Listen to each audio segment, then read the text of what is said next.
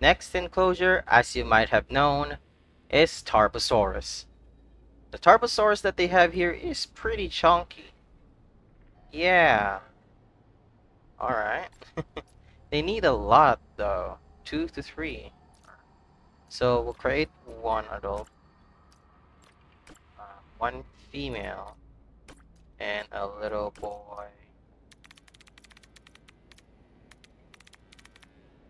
Hmm. Feathery or not feathery? About 50%. Yeah. And we're gonna fidget, see what they need. High 9,600. Okay.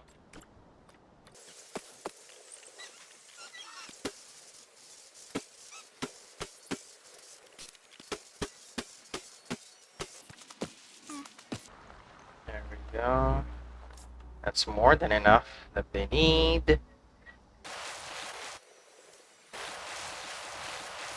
Okay. A lot of cleaning up.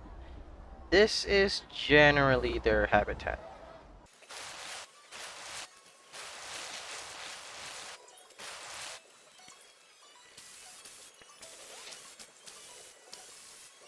I wonder if they need that much water. But I just put the layers so I can make a cascading waterfall, if you might know. Would look pretty cool down here. Hopefully that'll be enough for them.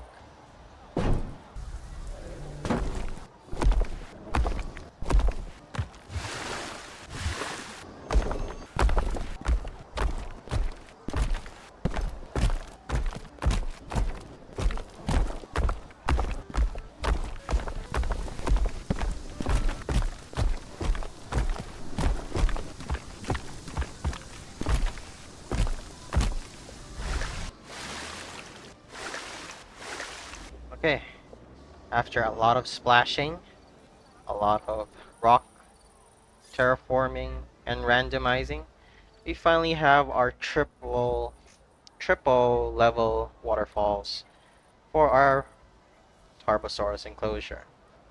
Hopefully the water is just enough for them.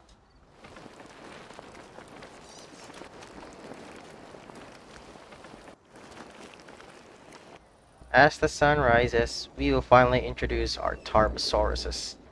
Let's get them up here, where food is directly, so they can slowly explore. There we go. Looks pretty good. Oh, nothing outside. Nothing on the fences yet. The apex predator of the Nemegt Formation, Tarbosaurus Bataar. Fossils of this massive predator dominate dig sites in the Nebbet, and no one is really sure why.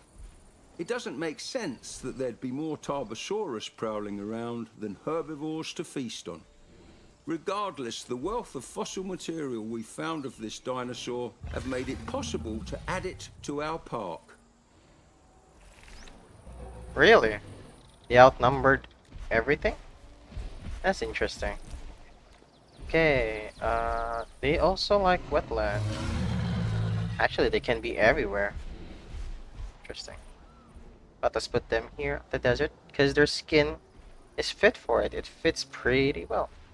Look at that. Oh, wow, the female is even larger. Oh, are they having an interaction? It's not a courting, though, or a courting ritual, because I didn't put any nest. Oh, oh, wow. Cool, cool, cool, cool.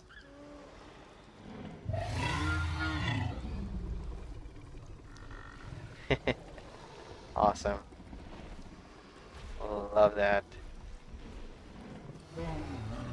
Kind of wish their feet were splashing on the water and stuff.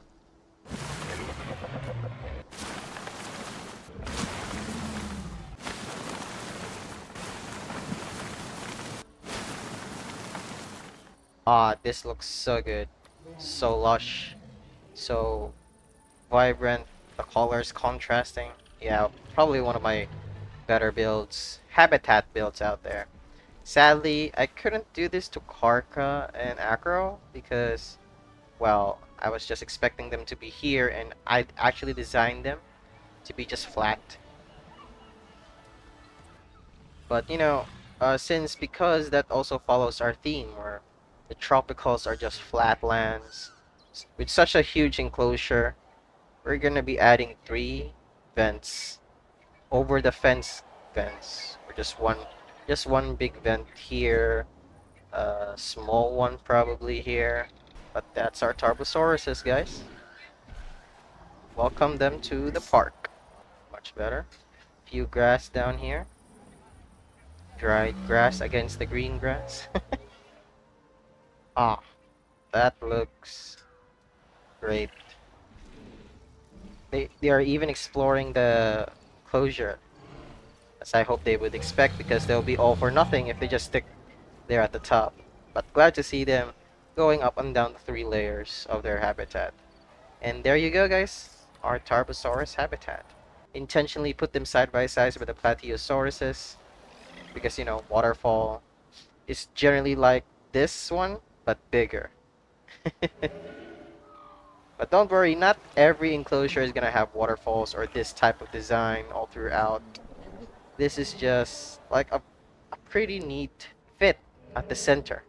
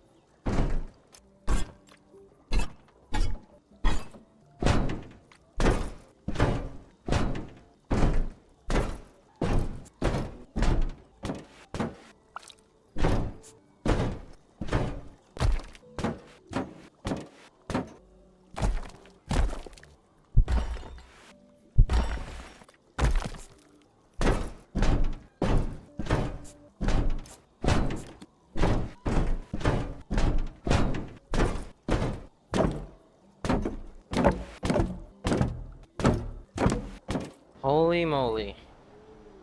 I had to adjust and make a lot of different decisions because I never knew this thing would take that long.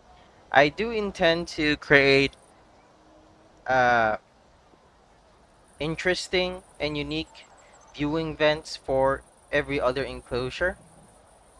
Here's for the Tarbosaurus, or rather one of them. I finally get to use the curved walls and the floors. Got some few vending machines up here because, it'll be worth your climb up here. Three binoculars for your Tarbosaurus sightseeing. And of course, I put some curved railings as well. So it would look, as we all say, structurally sound. Although, I hope. Oh my god. The eyeballs. Okay, yeah, you can still see. Yeah, pretty cool. I added a meat and compost center, modules down here, so it would be better and faster for the food keepers, the park zoo keepers, to keep the carnivores, especially the large ones right here, Acro, Karka, and Tarbo, on top of their meat and food.